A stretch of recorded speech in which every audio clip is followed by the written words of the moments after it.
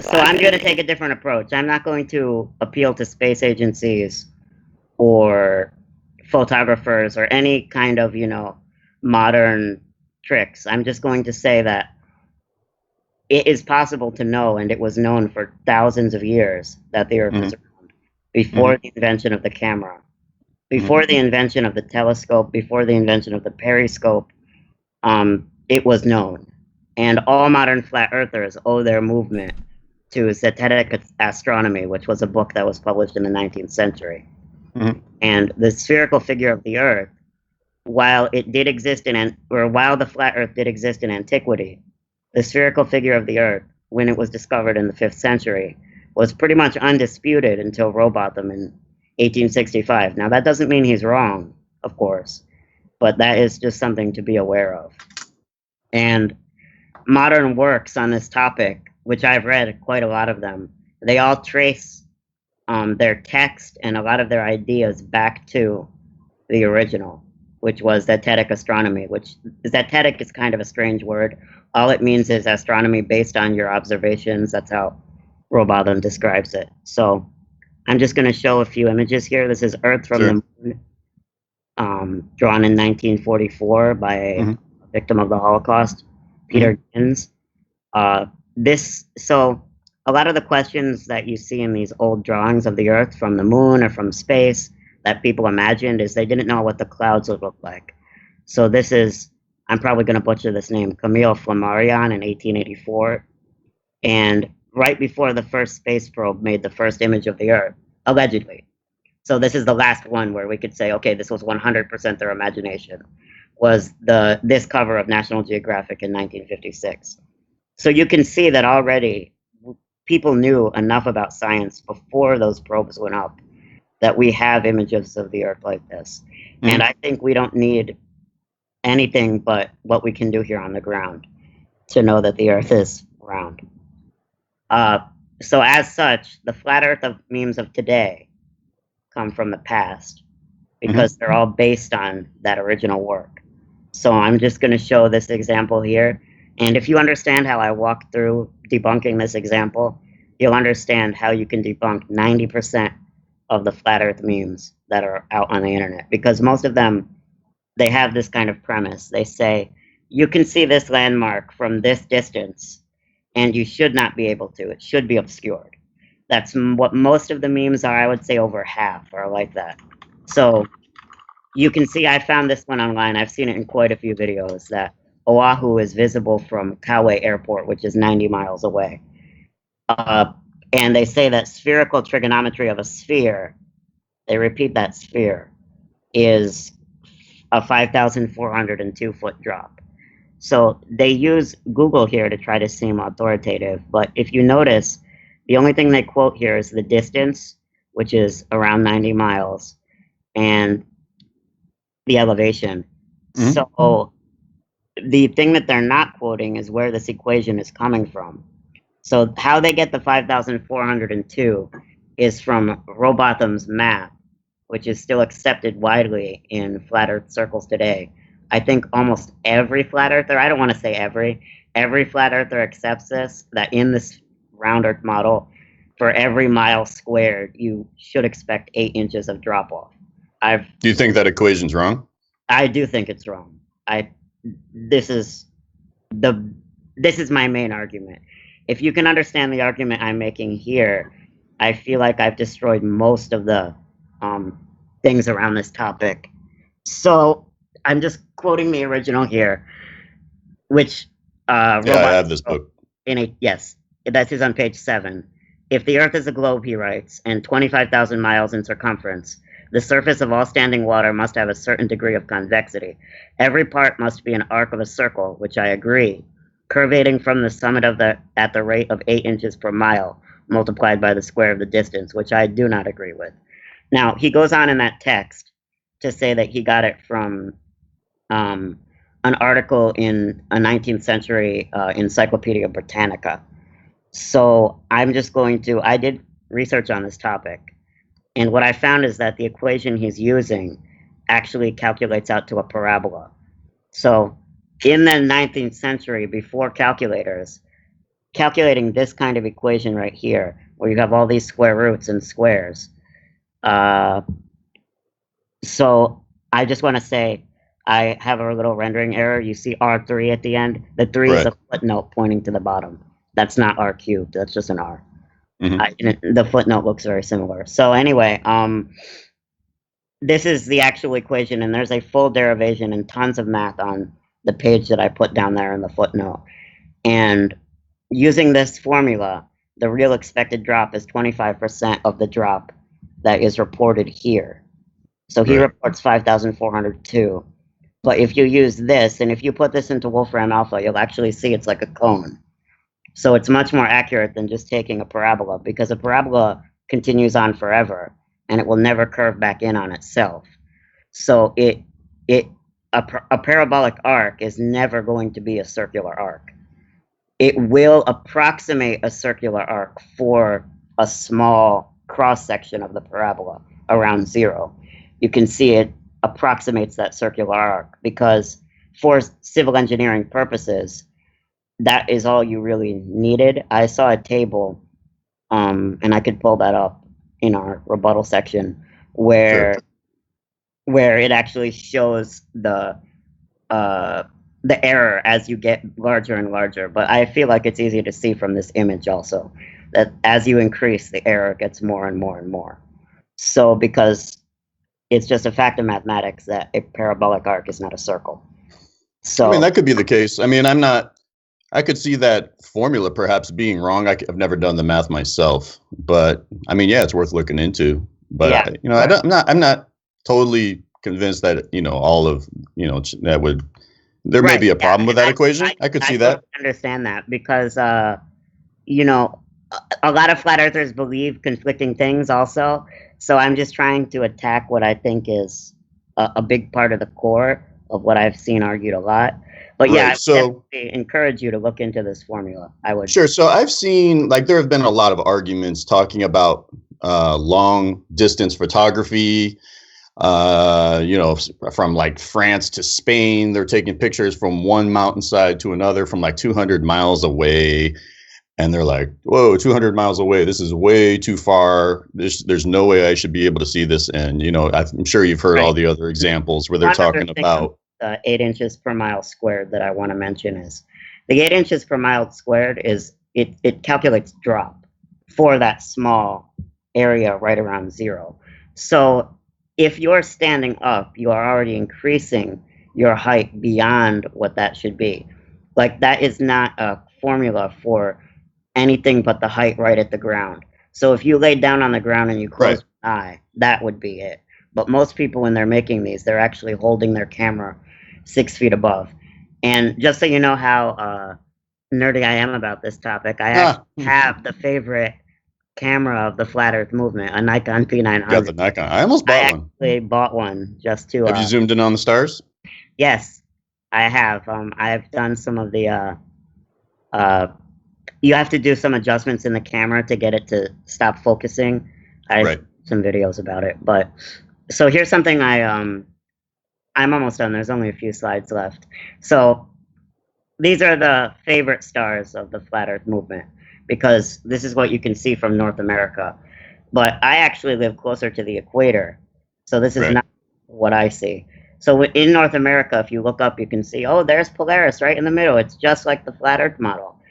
But actually towards the equator, and there are tons of images like this, you see something more like this. So you see them turning against each other. So this is completely... I mean, that's what we should see if it's truly a bipolar system, right? Right. We have a true South Pole. But this is what that's actually something I've wondered about a lot. So, what do we have a photo like that for the South Pole? Do we have 24 hours of daylight?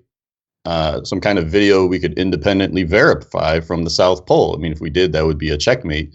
Sure. But, of course, it's very difficult to go there. Tons of these around the equator. And if you're interested, I'd encourage you to just look up Star Trails Equator. You can see there's 24-hour videos. You can see the star trails going around. What they do is they increase the exposure so you can get the trails going like that. And that's actually a good point. I've never heard of the star trails at the equator. That's pretty interesting. Yeah, I've actually done my research on this, so I'm glad you would talk to me about it. because so this is another thing I came up with. Tom was actually with me when I did this. I've been into this for like over a year, just studying both sides. So we were on a plane. This is not my photo, but mine is very similar. I just could not find it on the show. Oh man, look how flat that is. Yeah, at 35,000 feet, you should not be able to see the curve. What I'm pointing When do at you see it, Fredrick? I want to know. When do you see it? That's the problem. You know, I think that's what gets a lot of people. When do you start seeing that curve? When does the horizon drop? And I think that. So here's what I've read. That's a great question. Here's what I've read. So if there are clouds in the sky, it is very difficult to see at 35,000 feet. If it is a clear day and you have the right camera equipment, you should be able to see, I believe it was around 1 degree of curvature at 35,000 feet. Now, my eyes are pretty crappy. I can show you the calculator thing where you can actually increase the feet and you can see what the curvature should be on a perfectly cloudless sky. But when you have all these clouds in the sky, it gets really confusing where the actual horizon is, especially at that height and with all the other contrails that are in the air. So have you heard about the Concorde? The Concorde? So the commercial aircraft, they wanted to fly at like 65,000 feet and save gas. And then they junked the program because I don't know why. Of course, every flat earthers are like, oh, checkmate, 70,000 feet. They didn't want you flying that high because it was starting to become too obvious. There's no curve, even at 70 or 65,000 feet. That's just one thing I've always looked at and thought that was a little odd. So high altitude flight in general, just like the military, it's a very closely guarded secret related to the Cold War and the space race and all this stuff. Yeah, sure. So here's what I'd say to that about the Concorde program, because I do know some about it. I've never really thought about it in conjunction with the flat Earth, but it is pretty interesting because you're right. It did go above the 35,000 feet, and it probably would have been easy to see the curve. But it's like, why are they so obsessed with staying relatively low, right? We're only talking like 6 or maybe 7 miles up. You know what I mean? I totally get it, but I don't really know that they're obsessed. I would say that there were flights on the Concorde, lots of them. They ended in 2004. So by 2004, if you had gone up in that Concorde airplane, you could have taken a photo and said, we missed our chance. Yes, it ended in 2000. So the Concorde program ended in 2004. But we can always join the Air Force. I'm sure that join the super secret programs that fly at high altitudes. And I'm sure that somebody must have pointed their camera out the window and taken a photo. And that's a great line of inquiry to try to find some of those old Concorde archival photos, because a lot of people did take that flight, allegedly, if you believe newspapers, because I believe it was in operation in the 70s, 80s, 90s, and up until 2004 is when I know it ended. And do you think the images on Google Earth are from satellites? Or do you think they're lying about satellites? Do you think they're telling us the whole truth about satellites, or do you think they're kind of lying a little bit, or do you buy the whole thing about satellites in general? So, yeah, and I know that satellites is one of the things that you're really focused on, because it's what your comment about satellites and the cell phone towers and stuff. Remember, I read that, and that's why I originally contacted you. So I did do a little bit of research about the satellites. It's funny because a week before we got all this together, one of the big flat Earth YouTubers did his experiment where he pointed his P900 at the moon, and he saw a lunar transit of the International Space Station. So that would lead me to believe that, yes, we are being told the full truth about satellites, because even Jeranism, who is a flat Earth YouTuber with tons of I think I saw that, and I was like, tons of reasons to lie to, because I'm still looking for that ISS. I haven't seen it. His channel. I do believe that there is a transit, unless you think he's a shield also. It could be. But that leads me to believe that he's correct. And I've never seen it personally. This is my last slide. See, okay. After that, I just have my further reading, and then I'll let you talk as long as you want. So, gravity is not just density. So a lot of the flat Earth YouTubers, especially Eric Dubay, he attacks the Flat Earth Society for saying, that the Earth is constantly accelerating up, because he thinks it makes flat Earthers look dumb. I'm sure you've heard a lot of people criticize the Flat Earth Society. Or the right, yeah. Yes, you have. Okay. and criticize its origins, criticize things like that. It's controlled up. Probably controlled opposition. I've heard, yes, exactly. It's controlled opposition. I've heard that a lot. So I actually think that their position makes more sense, and it's probably a little bit easier to defend, because the only thing that you need to invalidate to defend their position is that there is no maximum speed, right? Because if you can just constantly accelerate upwards at the gravitational constant, then the only thing that has to be wrong is the theory of relativity. Like, there is no maximum speed of the universe. You can continuously accelerate, because if gravity is just density, the big problem that I've never heard a flat earther answer, and I would love to hear you try, is why is the direction of motion down? So if I drop something, why doesn't it fall up, right? Why doesn't the direction... Well, okay, my best understanding of that, and my understanding is molecular density at the micro level, right? So for whatever reasons, bigger molecules just sort themselves in a density column. This is my personal, maybe it's not perfect, but my understanding is, and it makes sense to me because it seems to work out that way in what I observe in reality, right? So, for example, helium, we all know, is a very tiny molecule. Sure. And that goes up, like a helium balloon goes up in the sky, right? So it's just sorting itself out. Just like you throw something dense into the water, it's going to go down, right? So my question is more fundamental, which is really to do with the direction of motion. Let's say that gravity is just density. So why do the lightest go to the top? Why don't the lightest go to the bottom and the heaviest go to the top? I mean, yeah, that's a really fundamental question. Why down? Because, I mean, I don't know. Why does 2 equal 2? I don't know. It's just such a fundamental... It makes sense because everything is attracted towards the center, you see. I think it's just one of those fundamental rules that we just have to kind of accept because we observe it everywhere. And we don't really see anything that violates that rule in nature. We do, though. We see the moons of Saturn, which you can see from, I think you can even see them from P900, but I'm sure you can see... Can we use examples on Earth that are more easily verified and validated without relying on authority figures? You know what I mean? On Earth, I mean, you don't have to rely on authority figures to look at the moons of Saturn, because... Hold on. If you don't mind, I'll exit out of this and I can... yeah, that's fine. I've seen the moons of Saturn through... I didn't include it, but it's through an amateur telescope. Saturn is very interesting because you can actually see a shape where it's actually... I haven't done it myself, so I've only seen video or pictures, but it actually does have like a ring around it. Yes, it does. It's very different from all the other celestial objects. Yeah, I've looked at it through the P900 camera, and I did see the ring also. And if you have a better amateur telescope, you can actually see the moons going around it if you look at it every night and you can plot their courses. That's actually how it was discovered originally, because the moons of Saturn and Saturn itself is so large that you can actually see the moons orbiting around Saturn without any authority figures, just with an amateur telescope in your backyard. Mm-hmm. What do you use for a telescope? I don't own an amateur telescope other than the P900, which is pretty close to a telescope. So you use that, and that works pretty well? Yes, I can see the shape of Saturn, but I've only ever seen the moons in photos taken by amateur astronomers. I haven't done it myself. Well, you have seen Saturn. Myself. I can't wait till here's something we can probably agree on. I can't wait until the new P900 comes out. The P1000, it's coming out, I think, next year. Do you think the government cares about how strong these publicly available cameras are? Like how strong the zoom is? Do you think they care about that? I don't think so, because how these new cameras work, the P900 camera, it's what's called an ultra super zoom. So the sensor is really small. The photos you take on it have a low megapixel compared to other cameras of that size and weight.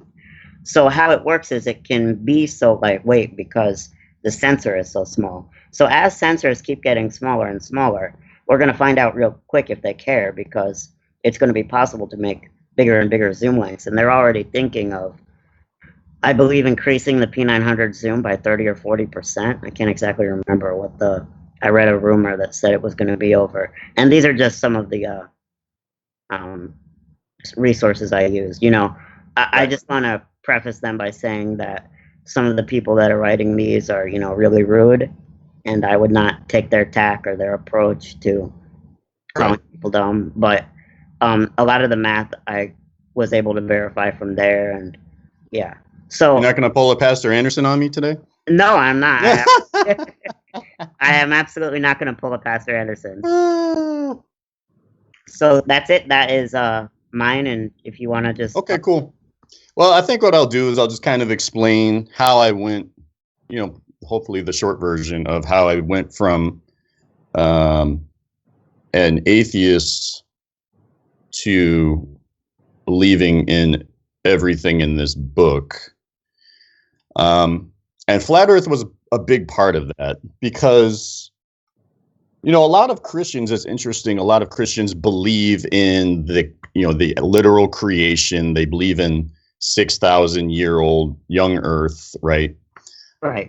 A lot of them believe in creationism, so they don't believe in evolution, macro evolution. But when it comes to Flat Earth, I feel like they deny that. And that's crazy. But in my mind, I feel like those are the holy trinity of atheism. When you have creationism, evolution, and heliocentrism.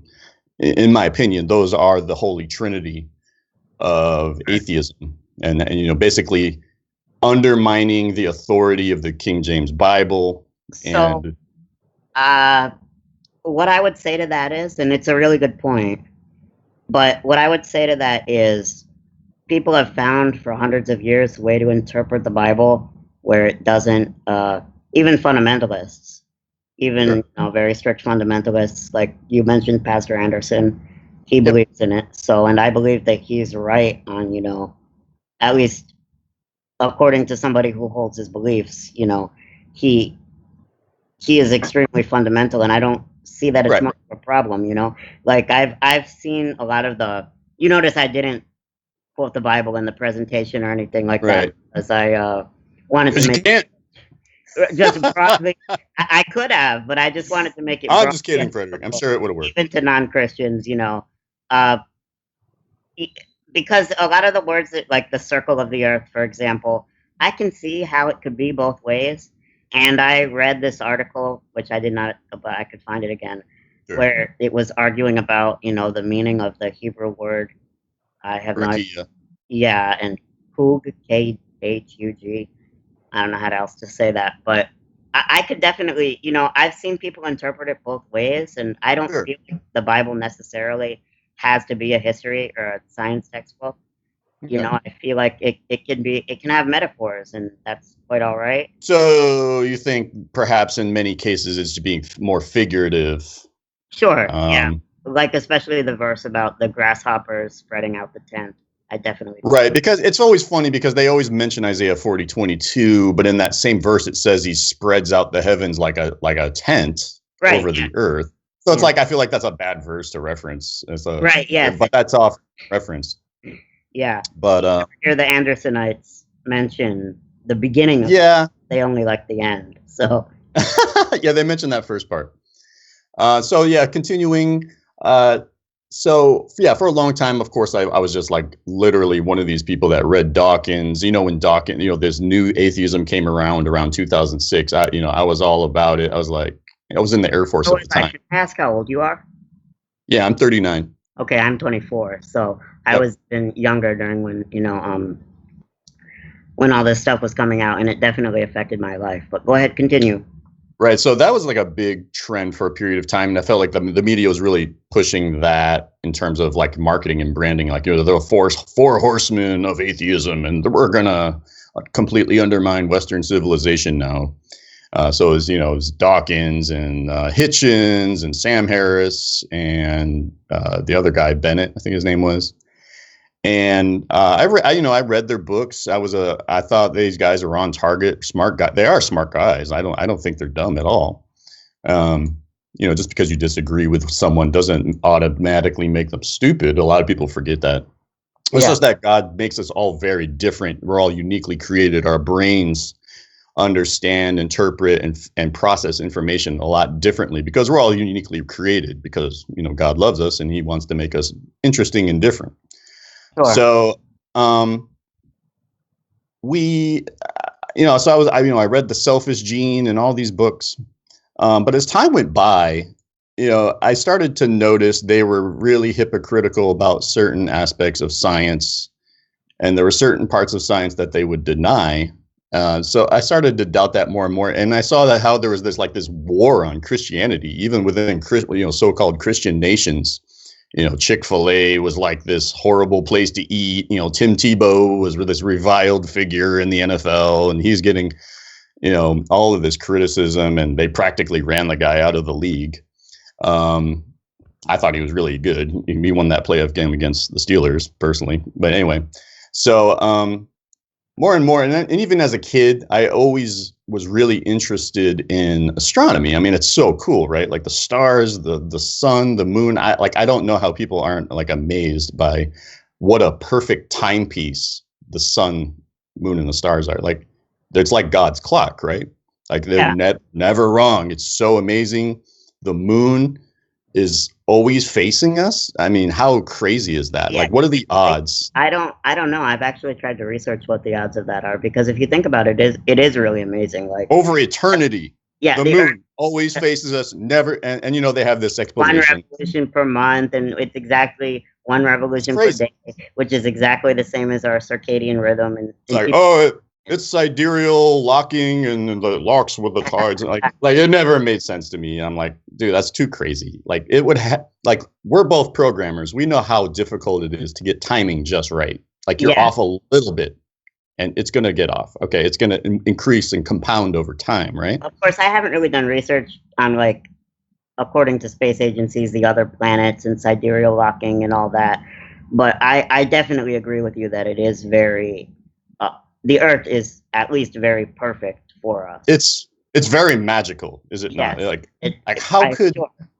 It's crazy. Like they can predict all of the eclipses and all of this stuff, and the moon was always a big one. Like I remember in college, I was looking at, we studied the moon, and we did all this conventional astronomical, stuff you learn in college. And at that time, I believed all this stuff. I did believe all that.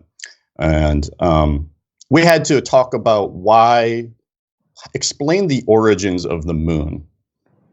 And of course, like everyone in there, I think maybe there was one Christian guy in there. And, I'm feeling bad for him. Oh, this poor Christian, he'll figure it out someday.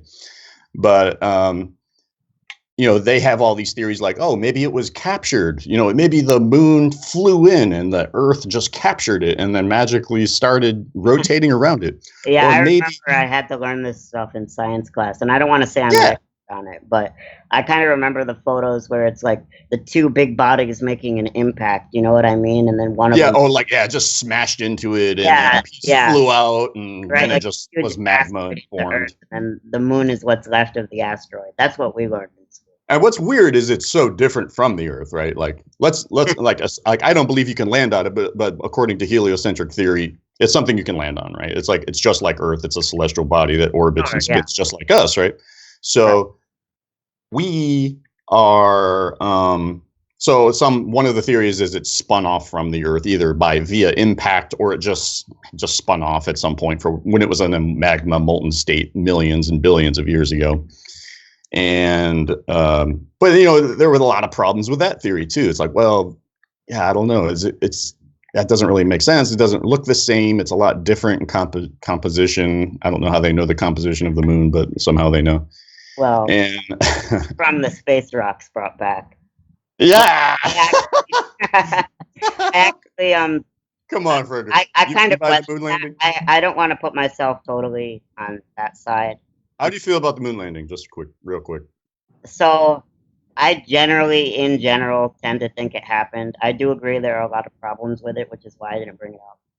Because I do definitely agree that, for me, the biggest problems are the space rocks that went missing and all the tapes that went missing. Yeah, all the data, we can't go back and verify that anymore, and they just lost it. And, I can sort of see their point that, it was just really a project to try to show American greatness over the Soviet Union, and that the data was not the main thing. It was all about showing the superiority of the Western world, alleged. Yeah.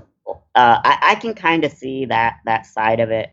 So I I don't want to say that I'm totally like think the moon landing is a hoax. I'm not totally sold on it, but Sure, I have done research on it, and I've seen, there's problems. explanations, and there are some really big problems, but there are also some very small problems that are overblown. Sure. Yeah, like I felt like, I could perhaps see the interpretation that they're faking some parts because they don't want to tell the full truth because it's so secretive. Like I think the space agencies of the United States are probably the most secretive of all, above it, probably perhaps anything else. That and the nuclear program, because nukes are fake too. But Are nukes well, fake? I have not heard this one before. You think nukes are fake? absolutely, it's all. I don't want to get us on a rabbit trail, but that's all fake to justify the abolishment of nationalism because we need a big daddy government to make sure, because it's too dangerous. The North Koreans have nukes, so it's too dangerous. We have to have the UN swing in, and that's all fake. You can research, Yeah, sure. Look into that separately and see what you think. I've actually never heard of the nukes are fake thing. So, but of course, once you start falling into the Earth, the shape of the Earth is fake. I tell you what, go look at early nuke footage. What Hollywood was putting out, where it shows like the buses blowing over, but the camera's perfectly still, and the house is blowing over, right? Right, all that stuff, but the camera's not moving. Like, how did that? Yeah, the camera's not moving. What's up with that? But it's like really primitive Hollywood, special effects. If you look at the old ones, they're horrible. Anyway, back to the back on the flat. I'm very sorry. I've never heard anybody say that before. So that'll be part 2. Anyway,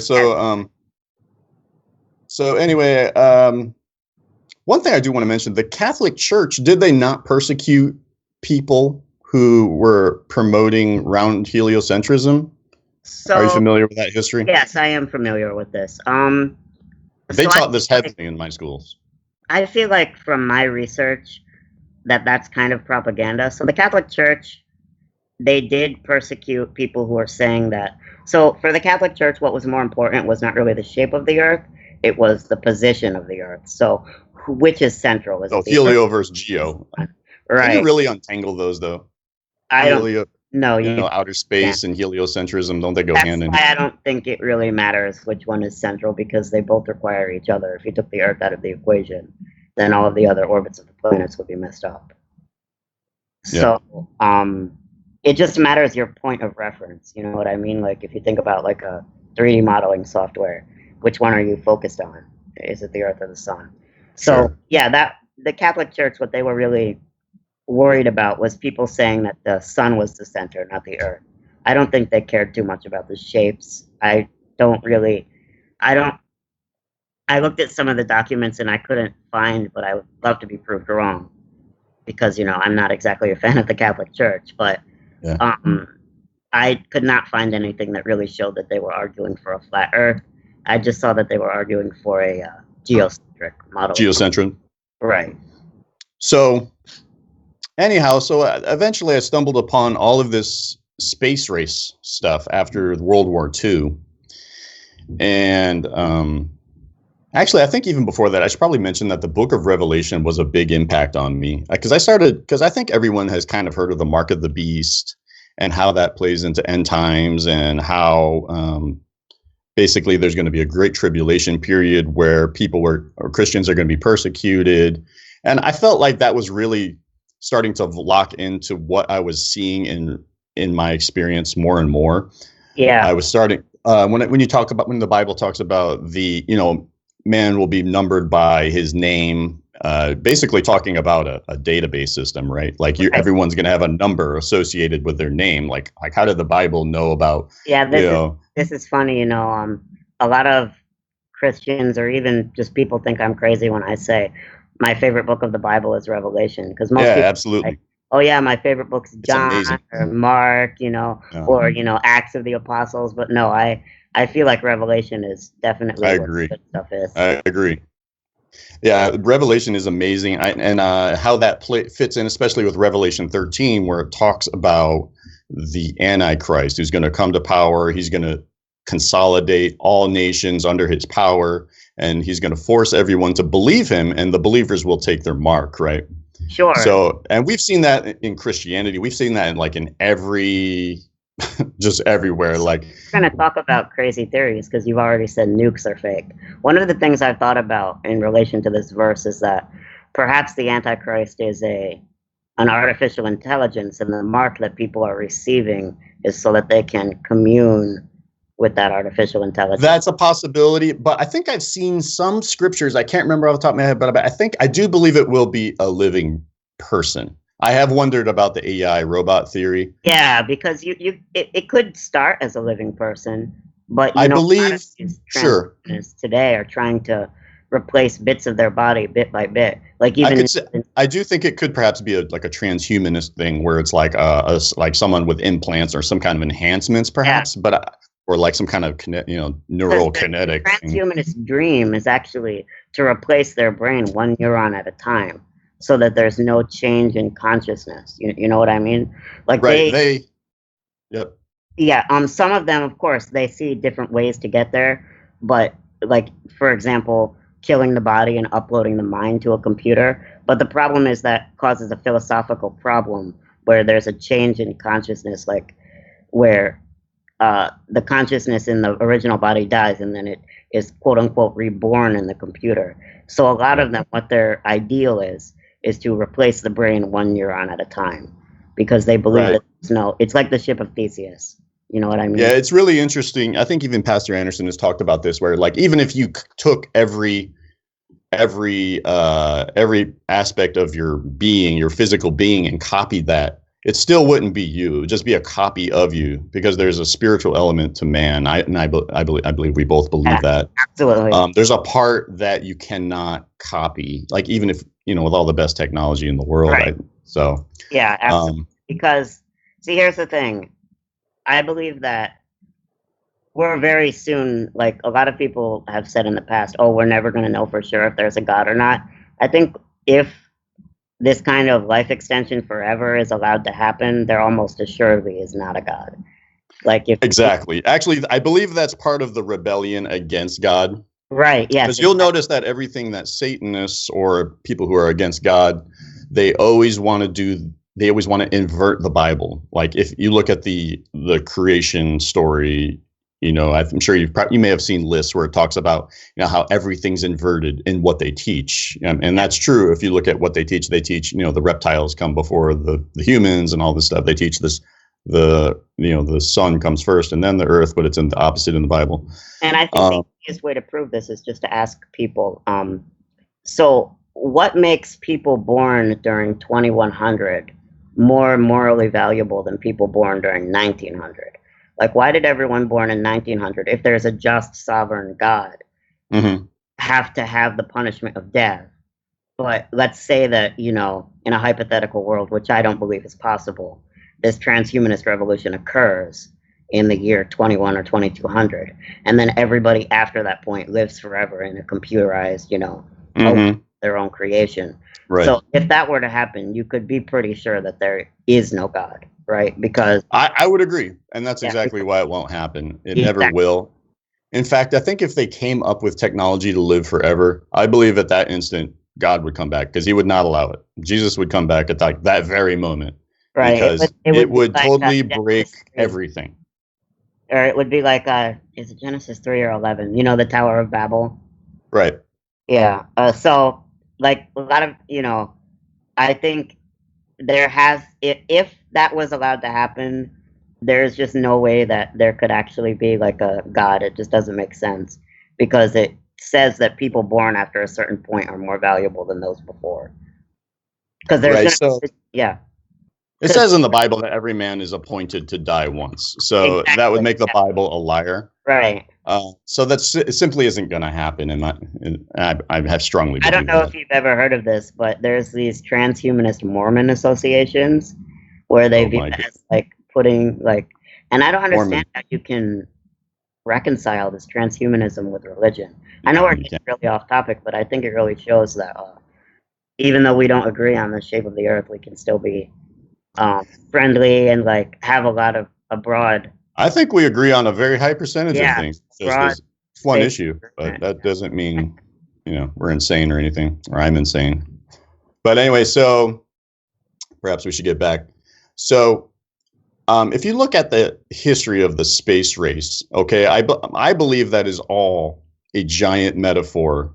Like when they talk about atmosphere and they talk about, oh, we were nuking the atmosphere in Operation Fishbowl in order to see, what would happen if we nuked the atmosphere. Have you heard about this deal where the governments of Russia and the United States were trying to nuke the atmosphere, whatever? Where they were afraid they would set it on fire, right? They would. So the conventional. This is public history. It's all on Wikipedia and all this stuff. But the story is they were trying to see, what would happen if we nuked the atmosphere. Like, that doesn't even make any sense anyway. It's just like really thin air up there. So what's the point? Why are you trying to nuke thin air particles in outer space? It doesn't really make sense. Yeah, I'm gonna say I don't really know a whole ton about Operation Fishbowl, but I think that it's pretty interesting. They called it Fishbowl, right? Right, literally, yeah. It's come on, guys.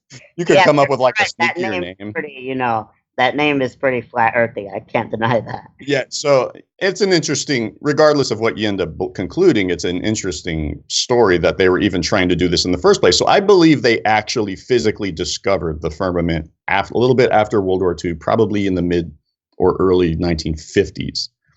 And if you really study the space race, it's really, the whole thing is an allegory or a symbolic story about discovering the firmament and then racing. What they're really racing is to hide all of the evidence of the firmament, because you can actually physically go and find it. If you just get in an airplane and fly south, you're going to find it. I believe that. What would you say to the idea that, right, it's safety is what I've mostly heard, and it does make sense to me, because if you fly over the South Pole, you have the Pacific and you have just ocean, and it's one of the most remote areas on Earth, because at least in the North Pole there's lots of small towns and small airfields. Right. And during World War II and the Cold War, Russia and the United States and Canada built up the North Pole, so it's safer to fly over the North Pole. And I have a lot of I don't know. I have theories about the North Pole too. They're super secretive even about that. What's with the whole Santa Claus thing, man? What's up with Santa Claus? What's up with that story?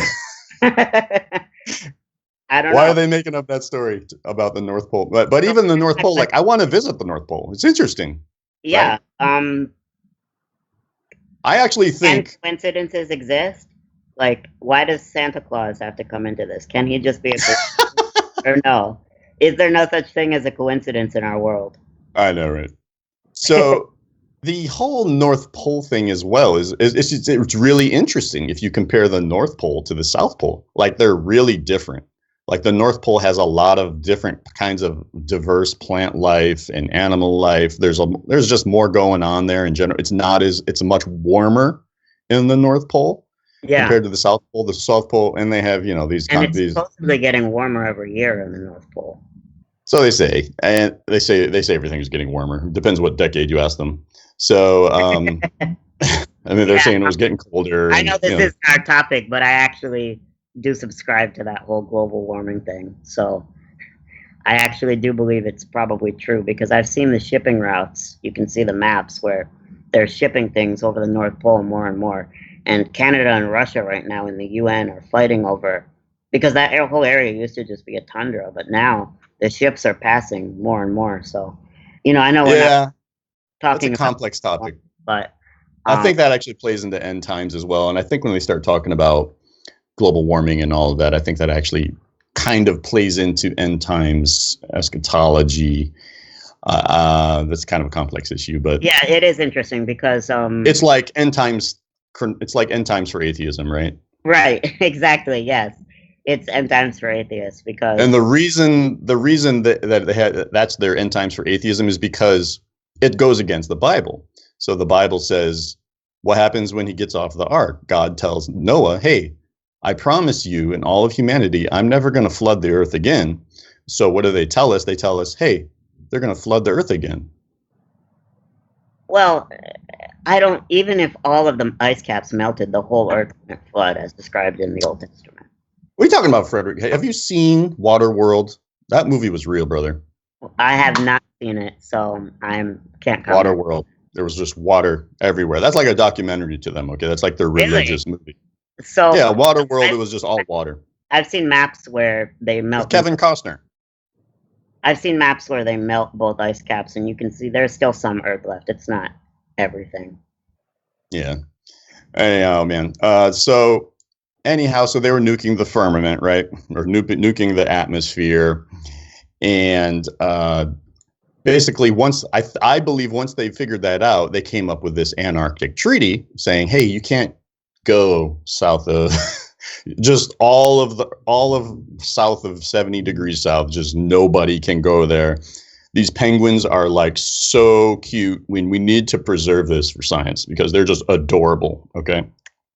So all of a sudden, and then like all the world was like, "Yes, we agree. We cannot go there, and we're going to do research on penguins and wildlife, and that's super important for us all to agree on for like 50 plus years because, just preserving that is going to be super important." And that is not consistent with like all of human history where we're just looting, plundering, just going through, fighting over every square inch of land, right? Sure. So what I might say is I've researched a lot about this Antarctic treaty and stuff like that because it's a big part of flat Earth lore. You kind of need the Antarctic treaty because it's what flat Earthers use to say why we can't have evidence of the firmament, why we can't have evidence of the edge. So the Antarctic treaty is actually really important, and I'm kind of sad I forgot to include it. These last 2 weeks I didn't put it in this presentation, but there are lots of expeditions, and there have been through history, before the Antarctic Treaty was in place and also after. You can apply to go there, and there's flights that, You basically get a guided tour. Yes, that's true. Unless you, of course, were to spend the crazy amount of money it would take to make your own Antarctic expedition. Right. It's actually super expensive to go there. You need all kinds of environmental organizations to green light it, and it's like a ton of red tape. If you actually want to. Makes sense though, because there's not really, as far as I know, there's not really any natural resources there. Like, why aren't we fighting? Why aren't all the nations fighting over it? But who would want to live there? It's so cold, and it's inhospitable most of the year. All flights are closed half the year. I mean, that's true. Except for those few bases. So I don't know why anyone would want to live there. And I'm not, other than fresh water, ice, I don't really know if there's got to be all kinds of water or is it seawater? Going and mine there. I mean, mining operations and all that. There's got to be stuff they would like to get to pull out. Oil. I feel like, I'm not extremely well versed on where oil is and stuff like that. It's everywhere. Like it would be economically prohibitive to do it in Antarctica, and that's why it didn't happen. And also, if you read the Antarctic Treaty, none of the nations gave up their territorial claims. What they did is during the Cold War, they basically set aside those claims just temporarily. But all of the nations in the Antarctic Treaty do reserve the right to reassert their claim at any time. So I'm not sure if you know that. Perhaps. I mean, I don't think that's good. I don't think they're going to assert anything. You don't think they ever will, but no, they did assert the right to do that in the Antarctic Treaty, all of the nations that are parties to it.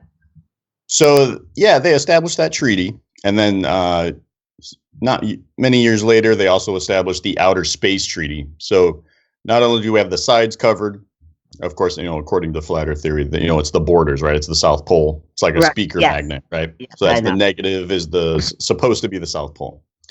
And so that, they had the Antarctic Treaty, and then going up, they now have the Outer Space Treaty is what they call it.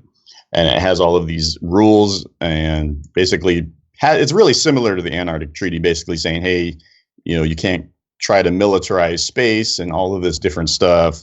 It's just going to be this place for scientific, research, and we're going to sing Kumbaya, and it's going to be like Star Trek, and everything's going to be. And basically, we don't want people going out there and doing things, shooting space junk out there or whatever. Yeah, but I mean, so their theory for why you can't just go into space if you want to, is because it could create a cascading space junk, right? Where if you shoot one thing wrong, it could hit another satellite, and that could create a cascade of space junk, which would make it impossible to launch any missions. So I do kind of understand why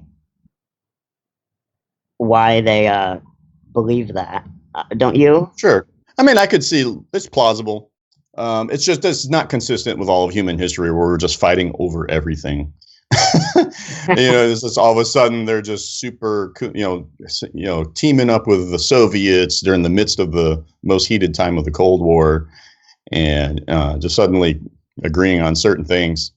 It just doesn't seem very plausible to me, at least for me personally. Anyway, so going beyond the whole space race issue, there's just a certain aspects of the flat Earth that just are very compelling to me. One of them, of course, is where's the curve? And then why is it that NASA gives us all these images that are inconsistent with what independent people, what their findings are? So, for example, NASA will give us a photo from 100,000 feet, or even the military, right? Like military photography will put out images from 100,000 feet where there's this giant curve, and they're like, oh, look, you can see the curve. And then, an independent balloon will go up and it'll be like perfectly flat. The horizon's at the same level it always is. And then someone's like, well, that's a little suspicious. Why, if it's just naturally there and clearly observable, and, there's what's with this fakery? The space jump is showing all this curvature out on the exterior camera. And then anytime you have an independent person putting a balloon up there, it's showing totally flat. And so this is very strange that it would be that inconsistent in that regard. Like, where's the curve? Like, how high do I have to go to see this curve? So one thing I wanted to ask you, so this map is a bit of a joke, but I made it a few months ago. As you know, somebody previously canceled on this debate with me. So I made this just as a little bit of a joke, like I'm calling myself a doctor, because the guy who I canceled, he calls himself a doctor, but he's not. Okay. So, but I just wanted to kind of ask you what you think about maps, because flat earthers don't always agree about maps. You know what I mean? So this maps are a tough issue. I don't think anyone can agree on maps. That's a tough one to find an agreement about. Even the round earth people can't agree on a map. Yeah. So I kind of like mapping software like QGIS. Right. So I made this one in that. And you can see that it keeps the shape of more of the southern continents. You can see, so I was just thinking what you think about this, because in the azimuthal equidistant map, right, the biggest problem is that Australia becomes extremely wide. Yeah, I've seen that. I have seen that, right. So on this map, you can see that Australia, the Philippines, where I live, New Zealand, down here, I actually looks pretty good. Yeah. So I was just wondering, like, why do you think that all the maps are wrong? Because this is a big thing for me in the flat Earth. And why could I make this one, using the globe model, make this map that's so much better than the AE map?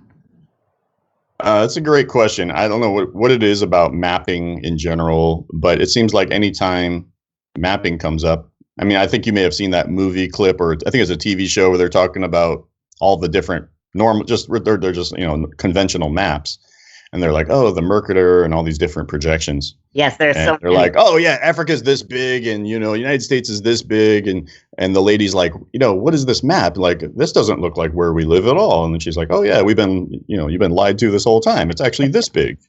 And it's just like, even from a conventional point of view, it's like we cannot get a very accurate, high fidelity map of what we actually are living on, whatever it may be. So, I mean, to be honest, I think this looks pretty darn good. It looks pretty good to me in terms of like, what if I had to guess? Let me explain. But I mean, I don't know. I have no way to verify. I try to only trust the most things that I can independently verify, right? Like, that makes sense. Like, the devil always tries to consolidate power so that he can control more things and deceive more people that way, right? So I'm a big. let's see if you still like it after I explain how I made it. So Okay. the first thing I did, this is called the Pierce-Canuncio projection. Basically, what Hmm. it does is it takes parts of the ocean and it uses the ocean as the part that will absorb the error. So that's why a lot of the shapes and relative sizes of the continents look correct. But this distance here is extremely exaggerated. But all of the shapes of the continents are right.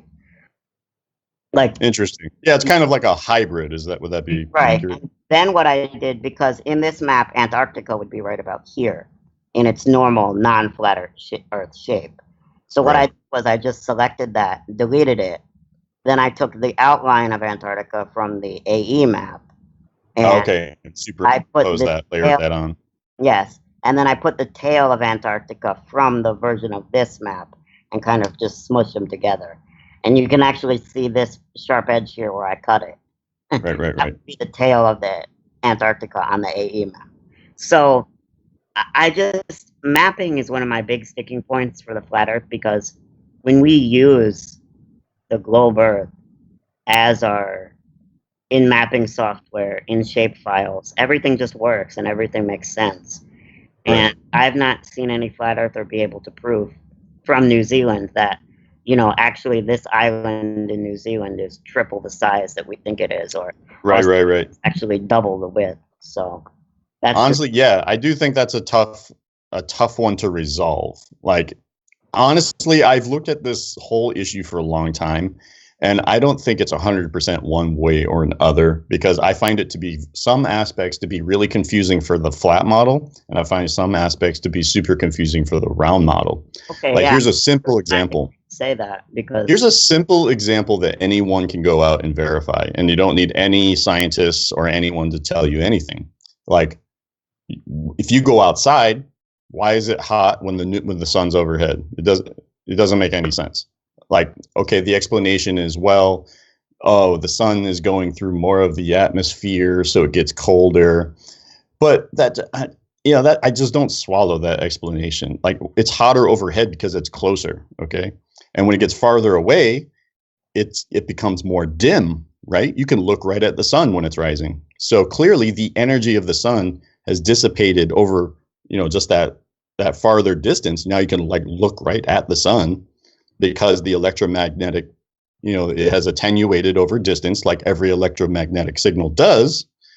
And now you can look right at it. And it's also much cooler because it doesn't, it's just much farther away than it is overhead. So so it's you're like if in the standard flat Earth model where the sun gets closer and farther as the seasons, right? right, I believe it's Like, circling. right, the sun Am rises I and lowers, correct? right? And it's just a matter of perspective. Like you can only just see so far from the ground. And I Right. believe if you went up high enough, you could see the sun again. If you went up high enough, I do believe that. Oh, I see. So right, because you would have to on the flat Earth for Yes. yes. So here's an example. There's this video called the Go Fast Missile. Perhaps you've seen it.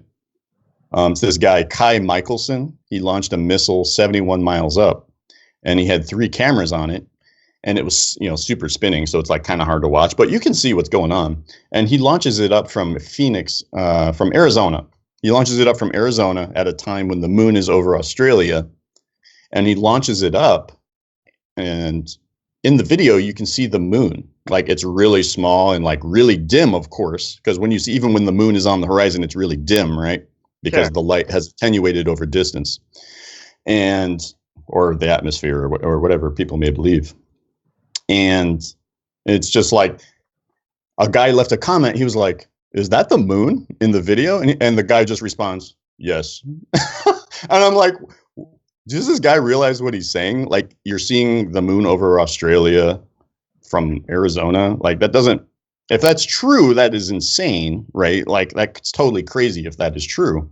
Sure. So here's one thing I definitely want to say. A lot of the photographic and video evidence is one of the reasons that I think a lot of people who believe in the round earth are very misguided to call flat earthers stupid. Because at first glance, and if you just watch it and you watch all of these videos together that are in these like 2-hour long compilations of flat earth, proofs from video, it is extremely compelling, and that's actually why I did so much research into this topic, because I was actually starting to believe it. So that's why I sort Truth of matters, right? right. That's why it does matter. Truth does matter. So that's why I actually started to become something of an expert in what I like to call flat Earth apologetics. Sure. So, what I would say about most of the video evidence is that I'm willing to accept it, but I need to just I usually can find some problem, especially if I go on some site like Metabunk and I Sure. see Mike West. He will go through, and he's an expert in photography, and he will um, fix distortion in lenses, and he will show, actually the time is wrong, or actually it flew this way, or he'll pick out. Yeah, I think that's very important to take a strong argument from both sides, right? Right, exactly. So I agree that a lot of the video evidence is extremely compelling. If it wasn't, nobody would believe the flat Earth.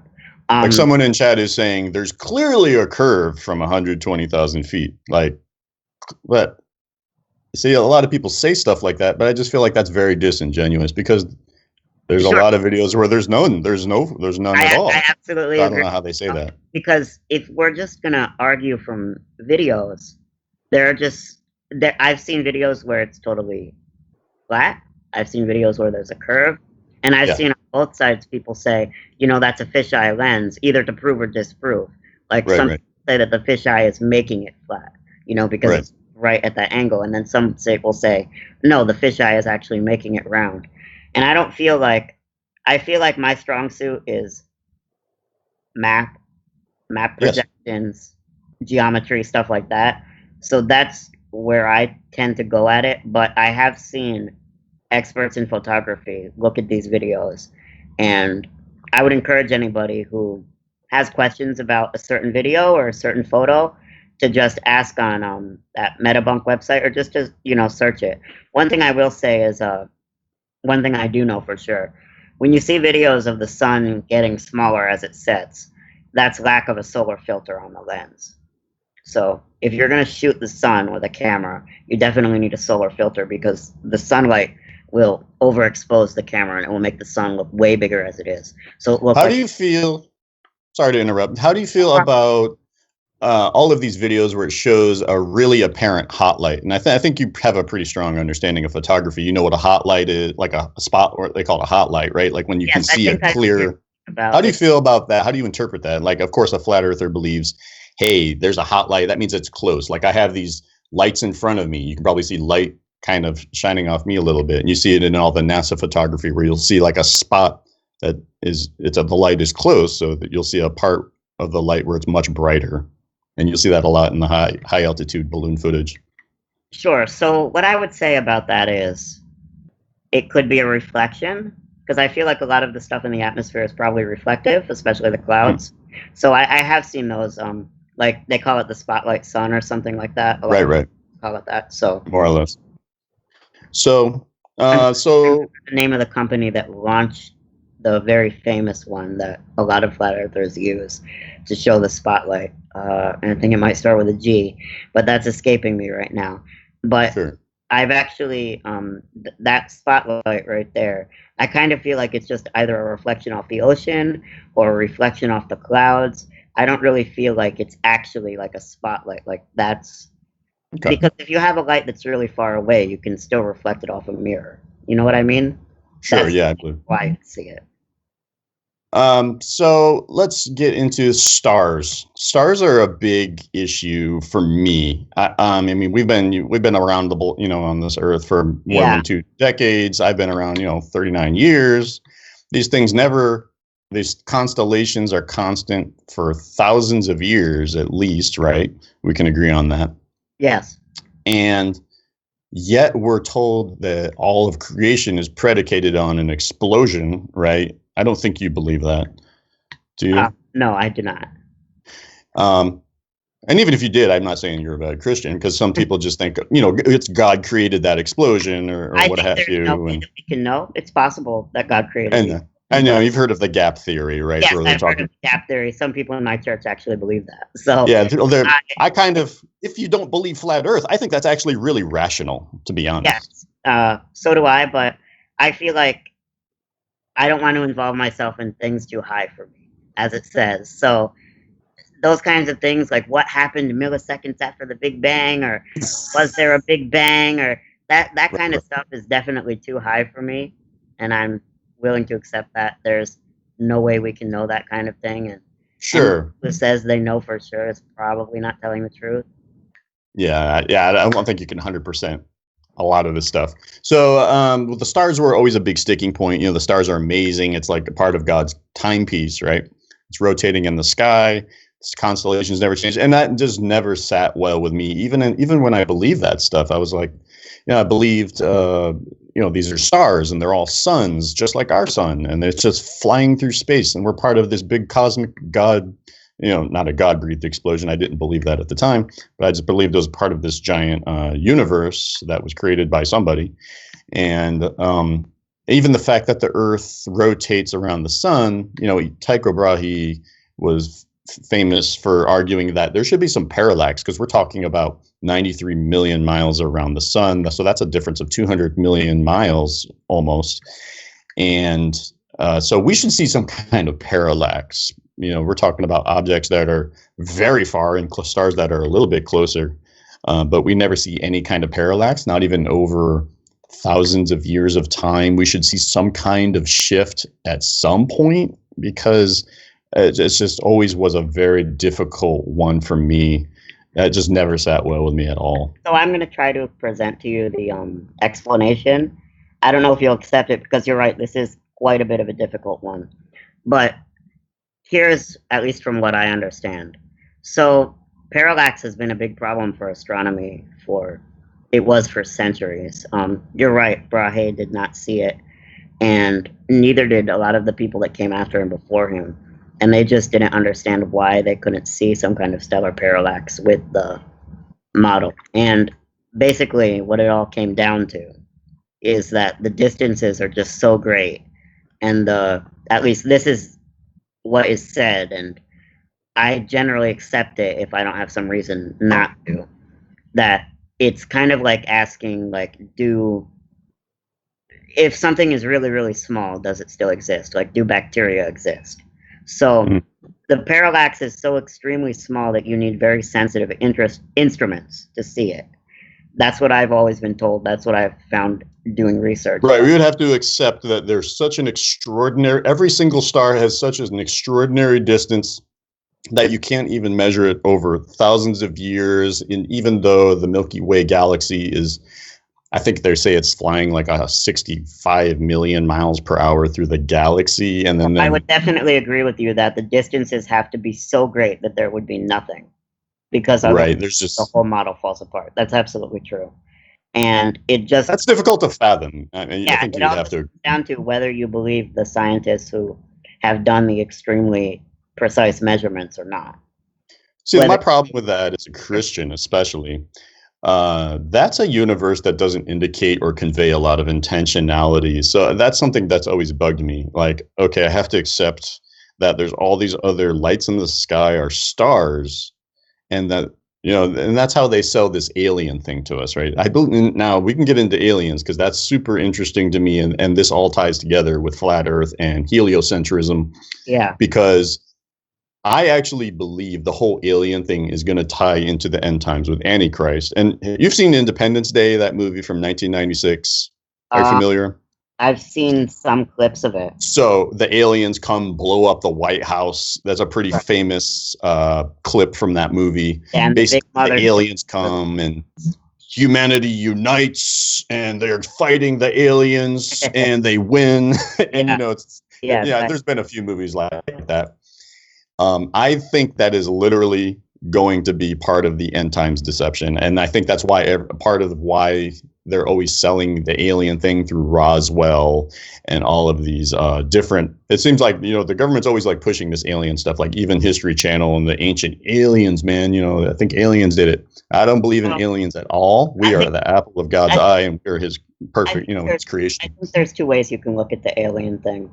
And I think there's two ways you can look at the big distances thing. You can say that, it doesn't point to a lot of intention, and you can look at it that way. Or you can say that it does point to a lot of intention, because if you actually go back and you research what a lot of these scientists were thinking, they were thinking that they were going to see aliens like very soon. A lot of these guys like Carl Sagan, they had these theories about, there must be so many planets just teeming with life. Why can't we see them? Like the whole universe should be like a type 2 civilization or a type you know what I'm talking about? So Yes. you can say it doesn't point to a lot of intention, but I would say that actually the fact that this universe is so vast and that for all we know, it's all here just for us, it does point to a lot of intention. It points to, because we have the instruments where we should be able to see if there's anything else out there. And the fact that we can't, and the fact that, communist governments, all kinds of governments would really benefit from that if they had proof. They would be shouting it from the rooftops. I think I think that the vastness of the universe points towards a God and not away from it. You think God was just showing off? Yes, and I don't, I don't see why. I mean, maybe. I don't believe it. But. You don't believe it, but that's just my way of looking at it. That there's no reason he couldn't. You know what I mean? He's great enough to do that. So. So, yeah, I think that pretty much covers the star aspect, the sun and moon. I think we've covered the heavens quite a lot. Sure. What I would say is about the stars. Sure. So this photo on my screen of the southern stars is something that I really encourage flat earthers to look at, because you can very clearly see the two poles. And, you don't So hold on a second. Do you know, like, how do we know this isn't, how can we verify that this is not photoshopped or so what I would say is you could, oops, sorry, I dropped something. You could do it by quantity, because there are just so many of these different, there are independent photographers kind of thing. Like you can search for star trails equator, right? And you can see just all of these many independent images, because it's such a great way for amateur photographers to get such a pretty image. And you can see also video after video of the two poles rotating. And you can see even these 360 photos, I mean, yeah. So I think this is one of the biggest problems with the flat Earth. To be yeah, those are cool photos for sure. But I've heard so much compelling evidence on both sides, so it's super confusing, right? Like I've heard you can see the North Star from like 10 degrees south, and that just makes no sense, right? Have you heard of these sort of claims? I'm not sure that it makes no sense. You can see it from 10 degrees south, so you're at the equator. And allegedly. Now, I haven't verified this. This is according to someone. Right, but I'm pretty sure Polaris is at a bit of a tilt, so you should be able to see it. But again, this is like a bit outside the realm, but I'm not sure that it doesn't make sense. So, yeah. There's just so many images, so I find it hard to believe that all of these star trails are photoshopped, near the equator. And I was actually thinking of making my own, because I live near the equator. So that would be a good experiment. Yeah. Have you heard that the moon has different effect than the sunlight, that it actually cools? And this is something I have been slacking on. I should have been buying. There's a tool you can buy that measures the temperature in the shadow. Right? Yeah, the laser thermometer. Check the moonlight is supposed to cool, and then the shadow is supposed to actually be warmer, which is the opposite of the sun. Now I've seen video, and I don't believe anything I see on video. I take it as a data point, but I don't really buy. You have to be careful with video, because you can do anything on video these days, right? Like the movie Gravity is not real. Like the movie Atmosphere is not real. Yeah, that's why I definitely like older videos and older photos, because you're right. Today it is easy. Even a child can do like crazy Photoshop stuff that I can't even conceive of. So not just Photoshop. I'm talking, like even real time video. They can have dead people reanimated talking, and it looks like them. Right? Like I don't even know if Donald Trump was real. Like maybe they killed him, and he's just like, because they have software on Steam called Face Rig. Right. You can basically you can basically look like a cartoon character talking and uses your eye movements and everything. The state-of-the-art AI stuff where you can actually puppet the president or Obama. Right. And that's all publicly available. Imagine what the military has, right? Yeah, or NASA. exactly. It's not. You have to be so careful because the deception is going to get more. It's going to grow. You know, they're going to deceive us more and more as time goes by. So you have to be super careful about images and video because you can't beat your own independent experience and analysis. Sure, and you know, from a very paranoid worldview, which I'm not going to say that I necessarily hold, but like I've said in the beginning of my talk with you, I totally understand why some people hold it. Like, it totally makes sense to me because there is a lot of deception in the world, and there have been a lot of just, especially when you see how much the media lies, it can be extremely demoralizing. It's difficult. There's a lot of filtering. It takes a lot of work to filter all this information, right? Like, who's got the time? Especially if you're like married and have kids. Who the heck has time? Or if you're like a guy that works 80 hours a week, I mean, who has time for all this stuff? Yeah, I know. Imagine you're married with 4 or 5 kids and you're I don't know if you're married or not. And you're just I'm married, yeah. Oh, are you? Do you have any kids? Yeah, I have 3 kids. Yep. Oh, that's great. So yeah, actually, hold on. Miranda, you want to say hi? No. Come here. Come here. Hello. Good morning. No. Say good morning. No. Say good morning. Good morning. Say good morning. No. Are you gonna be shy? No. Hey, Daddy's having a conversation. Can I come play with you in a little bit? Well, no. I'm like, today I'm going to my Your friend's house? Yeah. Miranda, do you think outer space? No. Miranda, do you think outer space is real? No. You don't think it's real? What about dinosaurs? It's actually nighttime here for me. Get them early. Yeah, you got them early there. Friend's house, cause it's Allie's birthday. Yeah, it is her birthday. Can Daddy have privacy, please? I'll chit chat with you in a little bit, okay? Bye. Thank you. If you need to go, we can wrap this up. Nah, she just wanted to come say hi. Sure, no problem. Let me ask you a question. Why do you think the sky is blue? I find this to be the most awesome thing to ask. I think it's so super interesting. Do you buy the whole Rayleigh scattering thing? So what I know is a lot of flat earthers believe that there's waters above the firmament, and that's what makes the sky blue, right? Is that what you hold to? Some believe that. I personally do not, but go ahead. Okay, so I've argued with ones who have, so they're wrong. They're wrong. Yes, I would definitely agree with that. So why is the sky blue? I You think the conventional Rayleigh scattering explanation is just how the light comes in and only the blue frequencies come through, something like that? Sure. Makes sense to me. That's what I've been taught. I thought this would be worth bringing up just because I think it's so interesting. I think it's actually because I'm sure you've seen videos. You know how you go up and the sky is blue in the daytime, and as you go high enough, you'll actually see the sky is black. It's black above the blue, right? Right. That does happen. So what I believe is going on is that the sky only becomes blue when the sun comes around, right?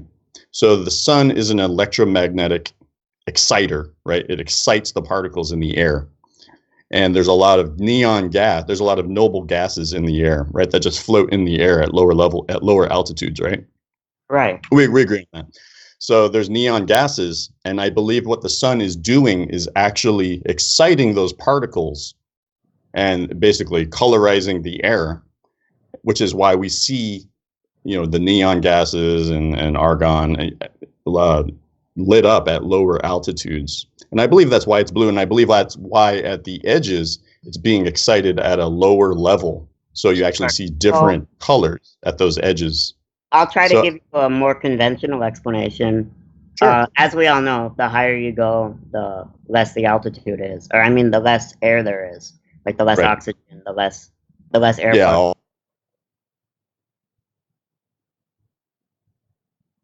When I was younger, when I was 17, 18, I lived in Atlantic City, which is on the which is right on the ocean, so it's right there at sea Yep. level. And then I Yep. flew to Bogota, which is like one of the highest cities in the world. And you can definitely feel the difference. I was sick for a few days from altitude sickness. So Oh yeah, I've if you been to think about Utah, the mountains. yeah, I'm not sure if this is, like I said, not an atmospheric scientist, but there's less air up there. It would make sense that it would be darker and there would be less Rayleigh scattering because there would be less particles for the light to bounce off of the higher you get. Mhm. I mean, Mhm. so it Right. depends on your vantage point. But if you're right in the middle, like if you're flying in an airplane and you can look down and you can see, you can see the air below you, and then you look up and you can see the thinner air above you. Yeah, it does make sense to me that it would be, more blue below you and more black above you. Right. That would Yeah. be So the mission. I've heard some flat earthers say that the moon is translucent. That's another thing I actually don't believe. Have you heard this theory where they think you can see like blue behind the moon? Yes, I've heard of this theory. So and I don't buy that either. I kind of fell for it for a while, but I actually think what you're seeing is you're seeing a layer of blue gas in front of the moon. right. Do you know what I'm saying? Yes, I get it.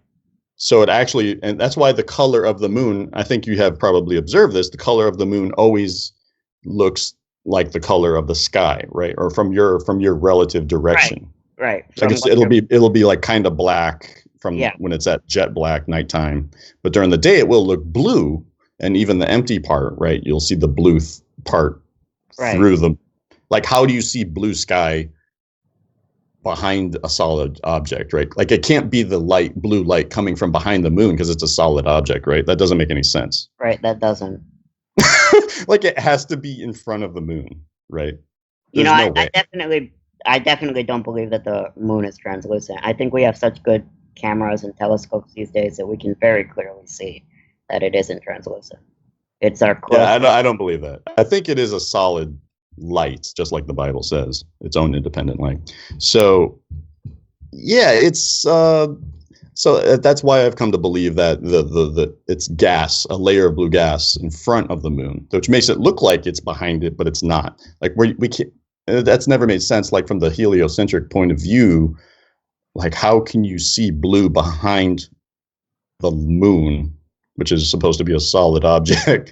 You know what I mean? So what's the blue in front of it? So like, is the atmosphere just like blue in between the moon and the observer? I mean, I guess that's what it would have to be. I guess that would have to be the explanation. Now that we're talking about the moon, so do you believe the moon is a disk or is it a sphere? I don't think it's a sphere. I think it's a light. Whatever that is. So is it a flat light or is it like a spherical light that lets off light in all directions, even behind it? You know what's really weird? I think it's an omnidirectional light. I know that some have argued for it to be a spotlight. Right. And I'm not really sure about the spotlight theory. I think it's omnidirectional. And to be honest, this part of this question is super difficult to really nail down, because you would think, even on a round Earth, you would think at certain angles you could kind of catch a little bit of the angle of the moon and see just like a little bit, a sliver of the moon that we don't normally see if it was a celestial object. Well, but you never at us. Sorry? It's always pointing at us in the same direction. Yes, for all of eternity. It's just very strange. You would think you would be able to get some kind of angle on it. So like even in the flat model, it's kind of strange. Like, why doesn't it look like it should be kind of like at an angle if it's like just a light? It's like it's always facing you, no matter what. It's like, have you ever played Doom or like those old shooters? Yes, I've always thought it's kind of like it's like a 2D object or something, like a barrel in Doom. Like you can spin around that barrel all day. You can just keep spinning around that barrel. It's just the same barrel just facing you. And I feel like the moon and the sun, it's like some weird illusion God has created to like intentionally confuse us. Really? It is super confusing, and it just always looks exactly the same. It's pretty bizarre. That's really funny. I guess, if you believe that God would make it so that everybody basically is going to see this kind of barrel and nobody's seeing the same barrel. They're all seeing their own, what God is showing them as the barrel. And even if they take a photo, I don't know, that doesn't make sense to me at all, that it would be like a barrel in a video game made in the 90s.